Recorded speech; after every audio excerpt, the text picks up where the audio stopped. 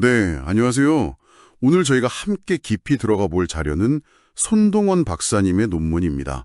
사도 가련 유다의 인물 연구와 성경 속의 사건 분석과 사역에 대한 신학적 연구. 이게 미국 힐링 커뮤니티 교회에서도 많은 분들께 큰 울림을 줬다고 하더라고요. 네, 맞습니다. 가련유다. 참 이름 자체에 많은 의미가 잠겨 있죠. 그렇죠. 보통 배신자의 대명사로 그냥 딱 떠오르잖아요. 예수님의 12제자 중 한 명이었는데 네. 어떻게 그런 선택을 했을까? 오늘 이 논문을 통해서 유다를 그냥 단순히 악당 이렇게 보기보다는 그의 선택, 또 그 삶이 구원 역사에서 어떤 의미를 갖는지, 네네. 그리고 자유의지, 죄, 용서 같은 문제들에 대해서 우리가 뭘 배울 수 있을지 좀 파헤쳐 보려고 합니다. 아, 중요한 지점들을 잘 짚어주셨네요. 사실 유다는 신학적으로 굉장히 흥미로운 인물이에요. 그 R.C. 스프롤 같은 신학자도 유다가 이 악의 문제, 또 하나님의 미리 아심, 그리고 인간의 책임, 이 어려운 신학적 질문들을 우리 앞에 던져놓는다고 봤거든요. 아, 그렇군요. 네. 존 스토트 목사님도 비슷한 맥락에서 유다의 타락을 보면서 그리스도와 아무리 가까이 있어도 그 자체가 구원을 보장하는 건 아니라는 경고로 읽어야 한다고 했고요. 와, 정말 생각할 거리가 많네요. 그럼 손동원 박사님 논문으로 한번 들어가 볼까요? 네, 좋습니다. 손 박사님이 제시하시는 첫 번째 도그마, 바로 선택과 탐심입니다. 예수님께서 직접 유다를 제자로 부르셨잖아요.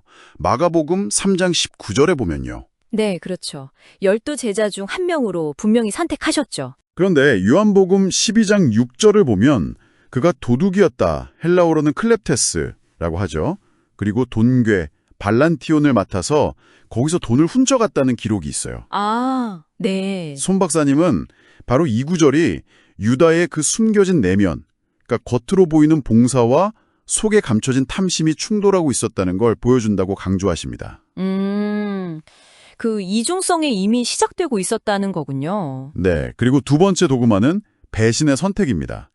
유다가 결국 예수님을 은 30이라는 값, 치매라고 하죠. 그 값에 넘겨주었다. 파라디도미.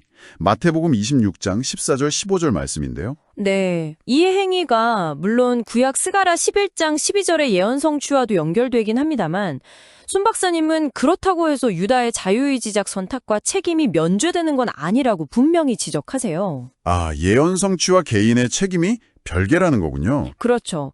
예수님 자신도 마태복음 26장 24절에서 그 배신자에 대해 차라리 태어나지 아니하였더라면 제게 좋을 뻔하였느니라 하시면서 경고하셨잖아요. 그만큼 그 선택의 무게가 크다는 거죠. 정말 무서운 말씀이네요. 자, 그럼 세 번째 도구마는 후회와 절망입니다. 마태복음 27장을 보면 유다가 자기 죄를 후회했다고 나와요. 헬라어로는 메타멜로마이. 네, 뉘우쳤다고 번역되기도 하죠.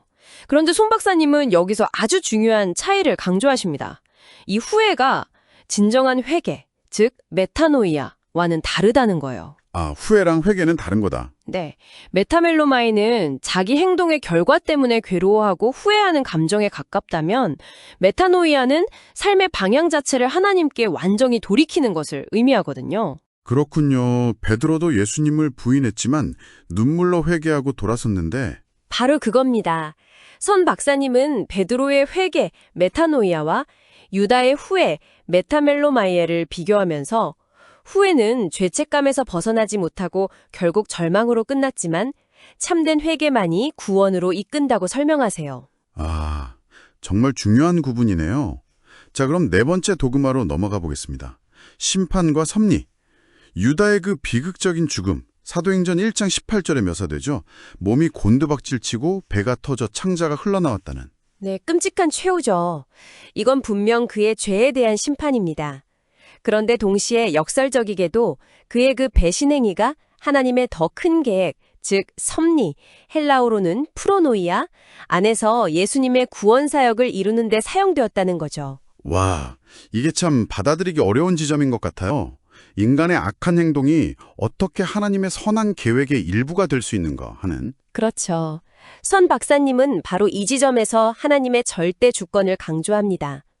인간의 자유로운 선택과 그 결과로 나타나는 악행까지도 포함해서 하나님은 궁극적으로 당신의 선하신 뜻을 이루신다는 것. 유다의 이야기가 이 신비로운 섭리를 아주 극명하게 보여준다고 분석하시는 거죠. 네.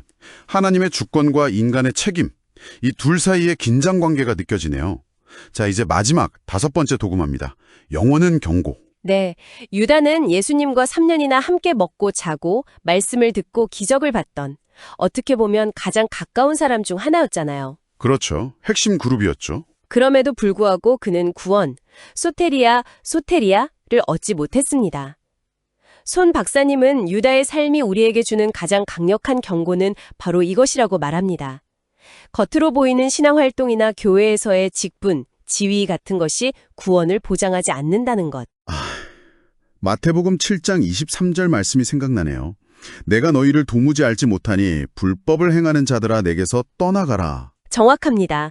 중요한 것은 외적인 모습이 아니라 내면의 진실한 믿음, 피스티스와 그 믿음에서 비롯된 삶의 변화라는 거죠. 네, 결국 손동원 박사님의 논문은 가룟 유다라는 인물을 통해서 우리 안에도 있을 수 있는 죄, 하마르티아의 심각성을 보게 하고 네, 로마서 5장 12절 말씀처럼 죄의 보편성을 생각하게 하죠. 그리고 인간의 책임과 그럼에도 불구하고 모든 것을 주관하시는 하나님의 주권, 에클로게라고 하는 예수님의 선택과 유다의 배신 사이에 그 깊은 신학적 통찰을 우리에게 제공하는 것 같습니다. 맞습니다.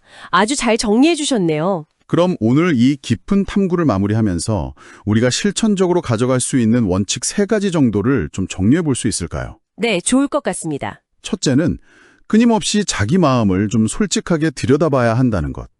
혹시 내 안에 숨겨진 탐심이나 교만은 없는지 경계하는 것. 네, 중요하죠. 둘째는 죄를 깨달았을 때 그냥 후회나 죄책감에 머무는 게 아니라 베드로처럼 진정한 회개, 메타노이아로 나아가야 한다는 것. 네. 그리고 마지막 3번째는 하나님의 절대적인 주권을 인정하고 실명하되 동시에 나에게 주어진 이 자유의지와 선택의 책임 또한 외면하지 않고 감당해야 한다는 것. 네, 아주 중요한 원칙들입니다. 마지막으로 신학자 케빈 드 영의 말을 빌려서 여러분께 질문 하나 던지며 마무리하고 싶습니다. 네, 어떤 질문인가요? 유다의 이야기는 우리 각자의 믿음을 돌아보게 만듭니다. 여러분의 믿음은 그저 삶의 편의를 위한 수단입니까? 아니면 그리스도께 여러분의 삶 전체를 내어던지는 헌신입니까? 와, 정말 묵직한 질문이네요. 네, 이 질문을 한번 깊이 생각해 보시는 시간이 되었으면 좋겠습니다. 네, 오늘 귀한 통찰 나눠주셔서 감사합니다. 이 질문을 마음에 품고 저희는 다음 시간에 또 다른 깊은 탐구로 돌아오겠습니다.